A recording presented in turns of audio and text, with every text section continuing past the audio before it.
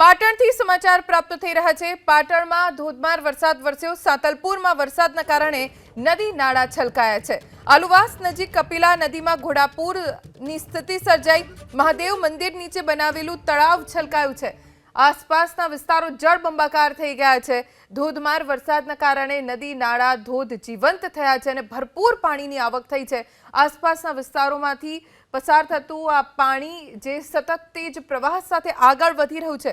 મહાદેવ મંદિર નીચે તળાવ આવેલું છે એ પણ છલકાયું છે અને તેના પાણી આસપાસના વિસ્તારોમાં ફરી વળ્યા છે। ભરૂચના જંબુસરનું વેડજ ગામ જ્યાં હજી સુધી વરસાદી પાણી ભરાયેલા છે, જેને લઈને ઘૂંટણસમા પાણીમાંથી પસાર થઈને વિદ્યાર્થીઓ શાળાએ જઈ રહ્યા છે। ગામના ચમારિયા વગામાં વર્ષોથી રસ્તો નથી, જેને લઈ દર વર્ષે આ પ્રકારની સ્થિતિ સર્જાય છે। પ્રશ્નનું નિરાકરણ ન આવે ત્યાં સુધી સ્થાનિકોએ આવી જ રીતે દર ચોમાસામાં રહેવું પડે છે અને એટલે જ હવે આંદોલનના મૂડમાં છે અહીંયાના લોકો।